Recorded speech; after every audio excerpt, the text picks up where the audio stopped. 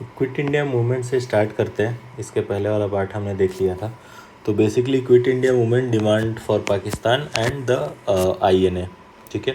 तो Cripps mission fail हुआ, उसके बाद वॉर की वजह से इन्फ्लेशन आया, जापानीज़ का एडवांसमेंट हुआ, ब्रिटिश डिफीट हुए और ब्रिटिश का कोलैप्स हुआ, पब्लिक डिसकंटेंट हुआ और डिमांड ऑफ ब्रिटिश एग्जिट जो है, ब्रिटिश को एग्जिट करने का डिमांड जो है वो बहुत ज़्यादा पॉपुलराइज होने लगा। कांग्रेस ने ऑथोराइज करा गांधी जी को, किसके लिए? For non violence mass movement quit India के लिए। कांग्रेस ने गांधी जी को बोला कि आप non violent mass movement start करिए, क्विट इंडिया मूवमेंट। तो फिर इसका रिजोल्यूशन जो है प्रपोज किया गया नेहरू के द्वारा और सरदार वल्लभ भाई पटेल के द्वारा इसको सपोर्ट किया गया और ग्वालियर टैंक पे इसको रेटिफाइड किया गया। ठीक है। बॉम्बे में अगस्त 8, 1948 को उषा मेहता जी ने ये रन कांग्रेस रेडियो। उषा मेहता जी क्या करती थी? ये कांग्रेस का रेडियो जो है उसको रन करती थी। फिर parallel government during quit India movement. तो बेसिकली 2-3 जगह पे पैरेलल गवर्नमेंट की स्थापना हो गई थी क्विट इंडिया मूवमेंट के दौरान ही। तो सबसे पहले देखते हैं बलिया में अगस्त 1942 को क्या हुआ था? चित्तू पांडे ने बाकी वहाँ से हटा के सबको और चित्तू पांडे ने बलिया में क्या किया था? पैरेलल गवर्नमेंट का इस्टेब्लिशमेंट कर दिया था। फिर आए तामलुक में भी पैरेलल गवर्नमेंट की इस्टेब्लिशमेंट हो गई थी। इसमें जतिया सरकार हुआ था, साइक्लोन रिलीफ, स्कूल ग्रांट, विद्युत वाहिनी, ये सब हुआ था। सतारा में भी आपका पैरेलल गवर्नमेंट स्टार्ट हुआ गया। तो बेसिकली 3 जगह पे याद रखना, बलिया, तामलुक और सतारा, इन 3 जगह पे पैरेलल गवर्नमेंट स्टैब्लिश हो गई थी। ठीक है। नेक्स्ट देखते हैं राजगोपालाचारी फार्मूला। RC फार्मूला क्या था? ठीक है। तो C Rajagopalachari formula for Congress league cooperation. तो सी राजगोपालाचारी ने फार्मूला दिया था किसके लिए? कांग्रेस और मुस्लिम लीग के कोऑपरेशन के लिए। की क्या था उसका? कि लीग का डिमांड था पाकिस्तान और सपोर्टेड बाय गांधी। जो कांग्रेस लीग का जो डिमांड था पाकिस्तान का, उसको सपोर्ट किया था गांधी जी के द्वारा। कि partition agree, plebiscite of Muslim majority area in north east India या नॉर्थ वेस्ट इंडिया में उनको मेजॉरिटी दी जाएगी। If separated joint agreement for defence commerce and communalism, term depend on league support for independence. फिर Desai Liaquat pact हुआ था। Desai Liaquat pact में क्या हुआ था? तो बेसिकली इसके लीडर थे भूलाभाई देसाई जो कि कांग्रेस के साइड से, और लियाकत अली जो थे मुस्लिम के साइड से। तो देसाई और लियाकत पैक्ट किसके किसके बीच में हुआ था? भूलाभाई देसाई और लियाकत अली खान के बीच में हुआ था। इंटरिम गवर्नमेंट प्रपोजल क्या था? Equal Congress league seat in central legislature, 20% minority. फिर वेबल प्लान आया था 1945 में एंड शिमला कॉन्फ्रेंस हुआ था। लॉर्ड वेबल जो था वाइसरॉय था उस टाइम पे, उसने अलाउ किया negotiation with Indian leader. Indian majority in executive council, all except viceroy, commander in chief, equal representation to caste Hindu Muslim, interim government as per 1935 act framework. Subhash Chandra Bose के बारे में देखते हैं। Subhash Chandra Bose initially secured the 4th position in the Indian civil service examination but resigned in 1921 to join freedom struggle। तो सुभाष चंद्र बोस ने starting में Indian civil services में 4th rank achieve करा था। ठीक है। बट फिर उन्होंने 1 साल के अंदर ही 1921 में रिज़ाइन कर दिया था और फ्रीडम स्ट्रगल को ज्वाइन कर लिया था। नेक्स्ट देखते हैं serve as mayor of Calcutta in 1923 में वो कलकत्ता के मेयर भी रह चुके। पॉलिटिकल मेंटर कौन थे इनके? चित्तरंजन दास थे। Bose convened an anti compromise conference at Ramgarh in March 1940। मार्च 1940 में सुभाष चंद्र बोस जो थे वो एंटी कॉम्प्रोमाइज कॉन्फ्रेंस ऑर्गेनाइज किए थे रामगढ़ में। was resolved to launch worldwide struggle on April 6, 1940, coinciding with National Week, urging people not to support the imperialist war with resources.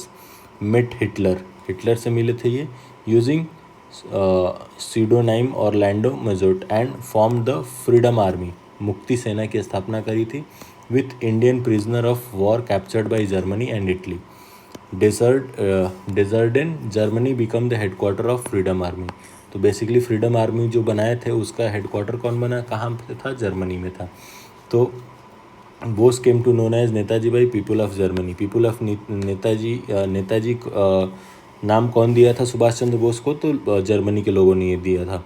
Gave the famous slogan Jai Hind from the free India centre Germany. So Germany के free India centre से इन्होंने जय हिंद का नारा दिया था। Started regular broadcast from Berlin radio in January 1942। Berlin के radio से regular broadcast करने लगे थे जनवरी 1942 से। Travelled via Germany Japanese submarine reach Japan and then Singapore by July 1943।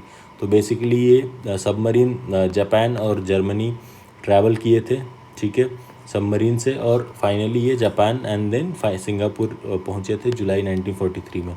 फिर देख लें आईएनए, इंडियन नेशनल आर्मी के बारे में। First division of INA was found with 16,300 mens in September 1942। तो जो आईएनए का फर्स्ट डिवीज़न था वो 16,300 लोगों के द्वारा सितंबर 1942 में फॉर्म किया गया था। Mohan Singh with Japanese support form the Indian National Army by recruiting Indian prisoner of war, ठीक है। तो अगर पूछे कि आईएनए का स्थापना कौन किया था, तो वो मोहन सिंह ने करा था। कैसे? जापानीज़ के सपोर्ट से, और इन्होंने इंडियन नेशनल आर्मी की स्थापना करी थी कैसे? प्रिजनर ऑफ वॉर जो थे उनके हेल्प से। Conference in Bangkok decided to place the INA under the Indian Independence League chaired by Ras Bihari Bose. तो जो एक बैंकॉक में कॉन्फ्रेंस हुआ था उसमें डिसाइड किया गया कि आईएनए को हम इंडियन इंडिपेंडेंस लीग के अंडर रखेंगे, और उसको चेयर कौन किया था? रास बिहारी बोस साहब ने, ठीक है। तो आईएनए से दो नाम निकल के आते हैं, एक तो मोहन सिंह और एक रास Bihari Bose. League founded in Tokyo 1942। याद रखना कि ये जो लीग थी टोक्यो में 1942 में बनी थी, कौन? Indian National Army. Japanese sought Subhash Bose to lead the INA. Japanese बोल रहे थे कि सुभाष चंद्र बोस को ये आईएनए लीड करना चाहिए। तो जुलाई 1943 में सुभाष चंद्र बोस जो है रास बिहारी बोस से मिलते हैं सिंगापुर में, who transferred command of Indian Independence League and the INA to him, ठीक है। तो इंडियन इंडिपेंडेंस लीग की स्थापना कहाँ पे हुई थी? टोक्यो जापान में हुई थी, ठीक है। फिर 1943 में रास बिहारी बोस जो होते हैं वो सुभाष चंद्र बोस से मिलते हैं सिंगापुर में। तब तक ये जुलाई 1943 में ये आ चुके थे कहाँ पे? सिंगापुर में रास बिहारी बोस जो है वो उनसे मिलते हैं सुभाष चंद्र बोस से, और इंडियन इंडिपेंडेंस लीग और आईएनए की कमान जो है उनके हाथ में सौंप देते हैं। Subhash Chandra Bose become supreme commander of INA on August 25 को सुप्रीम कमांडर बनते हैं Subhash Chandra Bose. On October 21, 1943 Bose form the provincial government of free India in Singapore with ministers like C Chatterjee finance. हाँ, तो अक्टूबर 21, 1943 को सुभाष चंद्र बोस जो होते हैं वो provincial government of free India की स्थापना करते हैं सिंगापुर में, और उसके मिनिस्टर्स कौन कौन बनते हैं? सी चटर्जी फाइनेंस मिनिस्टर बनते हैं, एम ए अय्यर जो ब्रॉडकास्टिंग मिनिस्टर बनते हैं, और लक्ष्मी स्वामीनाथन वुमेन डिपार्टमेंट की हेड बनती है। फेमस स्लोगन जो था give me blood I will give you famous was coined in Malaya. Malay में तुम मुझे खून दो मैं तुम्हें आज़ादी दूंगा का स्लोगन कॉइन हुआ। कहाँ पे? मलय में। Womens regiment name Rani Jhansi regiment was formed. एक वुमेन रेजिमेंट बनाई जाती है, इसका नाम रखता है Rani Jhansi regiment. INA headquarter move to Rangoon. INA का हेडक्वार्टर जो है रंगून बर्मा में मूव किया जाता है। कब? जनवरी 1944 को। And recruit marched with war cry चलो दिल्ली। फिर वहाँ से जो रिक्रूट होते हैं वो वॉर क्राई के साथ मार्च करने लगते हैं, चलो दिल्ली उनका वॉर क्राई होता है। नवंबर 6, 1943 को Japanese handed over Andaman and Nicobar to INA. 1943 6 नवंबर 1943 को जो जापानीज होते हैं वो अंडमान और निकोबार किसको दे देते हैं? आईएनए को दे देते हैं। On July 6, 1944 Bose address Gandhi ji as father of nation. जुलाई 6, 1944 को सुभाष चंद्र बोस जो है गांधी जी को फादर ऑफ नेशन बोलते हैं from the Azad Hind radio से। INA entered Indian soil on March 18, 1944 after crossing Burma border. तो बेसिकली मार्च 18, 1944 को आईएनए जो है वो भारत की धरती पे एंटर करता है। कहाँ से? बर्मा बॉर्डर क्रॉस करके।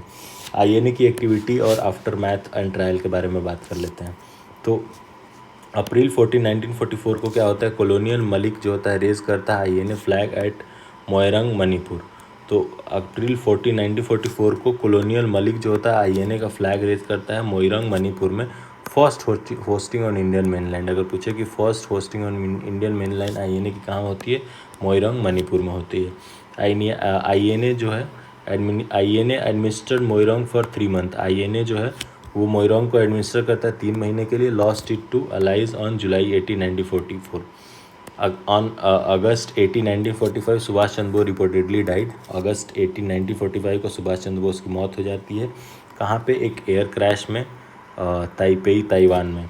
INA prisoner of wars were brought back to India after the war of court martial. ठीक है, आईएनए का ट्रायल चालू होता है। Public trial for 100 of INA prisoners, massive pressure against INA trial led to shift in government policies. First INA trial जो होता है नवंबर 1945 में होता है रेड फोर्ट में, वह प्रेम कुमार सहगल जो हिंदू हैं और शहनवाज खान जो मुस्लिम हैं, गुरबख्श सिंह द सिख जो है सिम्बोलाइज्ड यूनिटी ऑफ ऑल इंडिया। ठीक है, तो जो आईएनए का ट्रायल 1945 में रेड फोर्ट पे होते हैं, प्रेम कुमार सहगल, शहनवाज खान और गुरबख्श सिंह धिल्लोन, ये तीनों लोग यूनिटी ऑफ इंडिया को सिम्बोलाइज करते हैं। Bhulan Bhai Desai, Tej Bahadur Sapru, Kailash Nath Katju, Jawaharlal Nehru and Asaf Ali organise the defence of INA prisoner. INA relief and inquiry committee help the affected. फिर आता है आपका cabinet plan. Cabinet plan arrive होता है इंडिया में कब? मार्च 24, 1946 को। Held prolong discussion with Indian leader for all party on interim government principal procedure for new constitutions. Congress and League fail to agree on unity और पार्टीशन। कांग्रेस और League जो है वो यूनिटी और participation fail to agree on unity और participation. So unity पे भी और पार्टीशन पे भी अग्रीमेंट नहीं बन पा रहा था। फिर कैबिनेट मिशन जो है वो अपना खुद का प्लान इंट्रोड्यूस करा मई 1946 में। उसके की पॉइंट्स क्या थे? Large non Muslim population in proposed Pakistan, 38% in northwest and 48% in northeast. Communal self-determination could separate Hindu majority Bengal and Sindh, Sikh Hindu majority Ambala and Jalandhar division of Punjab. Jalandhar को जुलंधर बोलते थे उस टाइम पे। Regional economic administrative and arm forces issue section A जो था क्या था? Hindu majority province था जिसमें Madras, Bombay, central province, UP, Bihar, Orissa आते थे। सेक्शन बी जो था मुस्लिम मेजॉरिटी था, Punjab, north west front province और सिंध आते थे। सेक्शन सी जो था वो मुस्लिम मेजॉरिटी प्रोविंस था, कौन सा? बंगाल और Assam. Provincial section and union level setup हुआ। Princely state no longer under British paramountcy. ठीक है, provinces could resist group union status after 10 years. जो प्रोविंसेस थे वो अपना जो ग्रुप और यूनियन को रिविजिट कर सकते थे अगले 10 साल तक। Interim government to be formed from the constituent assembly. Constituent assembly से इंटरिम गवर्नमेंट बनेगी।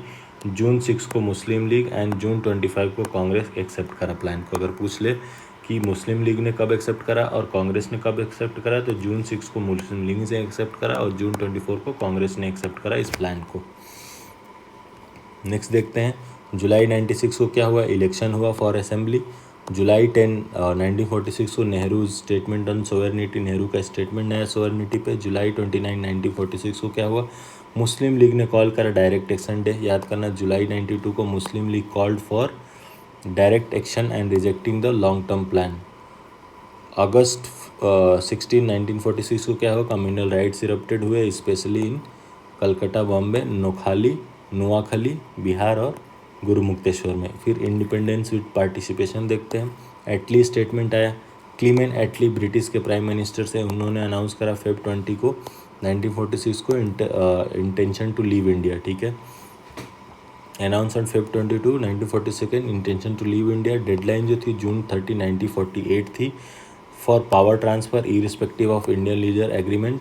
Princely state power obligation would lapse with transfer, not transfer to successor. Princely state का जो पावर ऑब्लिगेशन था वो लैप्स हो जाएगा ट्रांसफ़र के साथ, नॉट ट्रांसफ़र टू सक्सेसर, उनके सक्सेसर को ट्रांसफ़र नहीं किया जाएगा। लॉर्ड माउंटबेटन जो है वो लॉर्ड वेवल को रिप्लेस करा एज ए वॉइसरॉय। फिर आया हमारा माउंटबेटन प्लान। ठीक है, कैबिनेट प्लान के बाद माउंटबेटन प्लान आया। तो legislative assembly of Punjab and Bengal to vote for partition. जो पंजाब और बंगाल की लेजिस्लेटिव असेंबली थी वो पार्टीशन के लिए वोट करेगी। 2 डोमिनियन, इंडिया और Pakistan and 2 constituent assembly to be created. Referendum होगा कहाँ पर? नॉर्थ वेस्ट फ्रंट प्रोविंस में, सालसेट डिस्ट्रिक्ट ऑफ बंगाल में for future affiliation. Princely state would choose India और Pakistan, not independent. Princely state जो होगा या तो इंडिया में जाए या पाकिस्तान में जाए, इंडिपेंडेंट नहीं रहना है।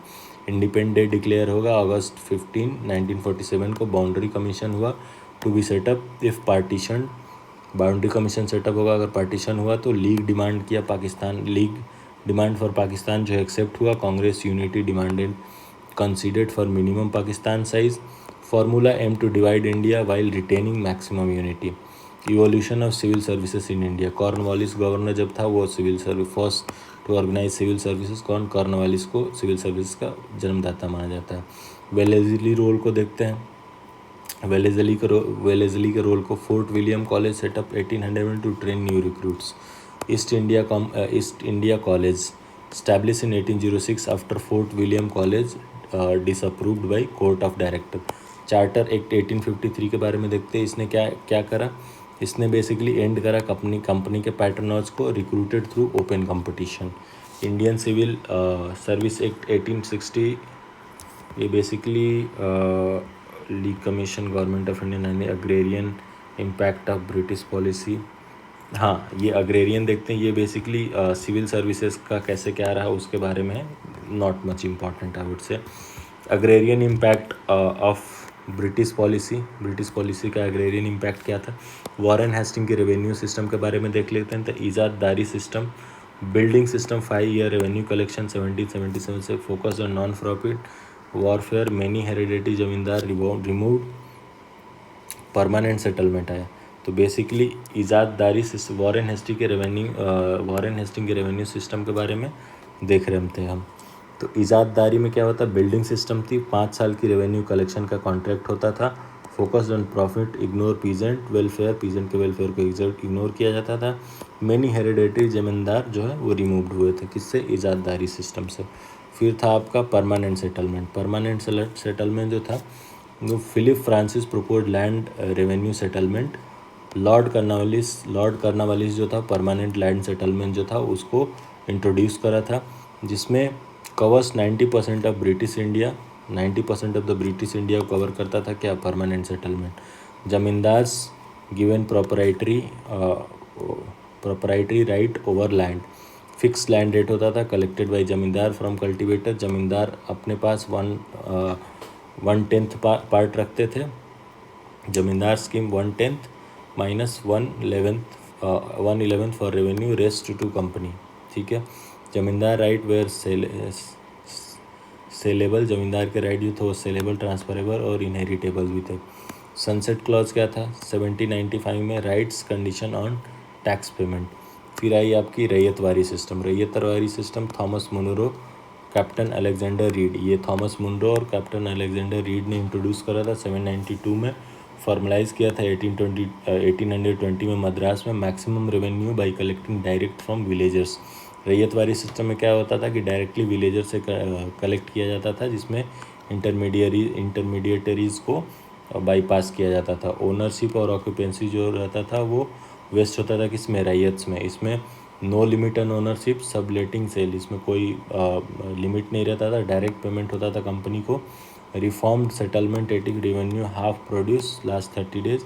फिर आया आपका महलवाड़ी सिस्टम कौन इम्पोज किया था, होट मैकेंजी ने इंट्रोड्यूस करा था 1890 में नॉर्थ इंडिया में, ठीक है। कम्युनिटी रिस्पॉन्सिबल फॉर पेमेंट और कलेक्शन, महलवाड़ी में क्या होता था कि कम्युनिटी होती जो रिस्पॉन्सिबल होती थी पेमेंट करने के लिए और कलेक्शन के लिए, ठीक है। फिर आया हमारा evolution of press in India. तो early press, evolution of press regulation and act, James August Hicky first Indian newspaper था।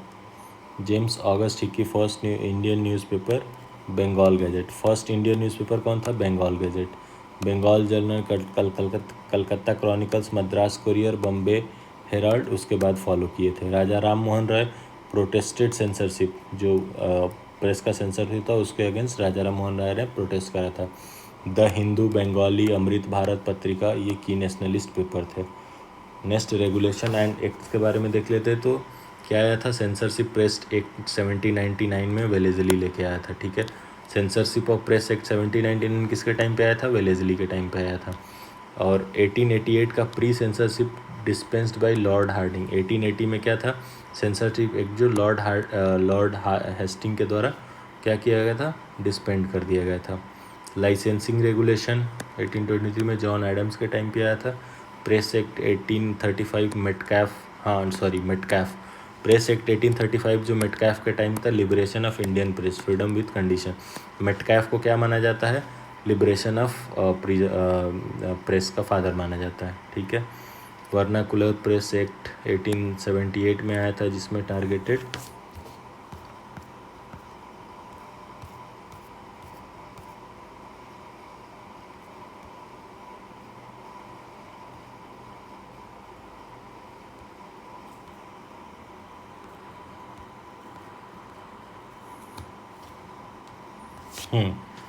वर्नाकुलर प्रेस एक्ट क्या था, इसमें टारगेटेड वर्नाकुलर प्रेस था, empowered magistrate to search seize press, suppress, sedition, no appeal, dubbed gagging act.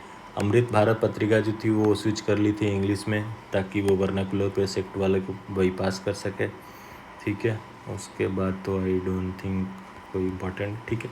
यहाँ पे हमारा ख़त्म होता है। बाकी नीचे के जो टेबल से बेसिकली ये मगअप करने वाले हैं, तो इसको इंडिविजुअली मगअप किया जाएगा। यहाँ पे एक एक बार पढ़ने से I don't think it will make any difference.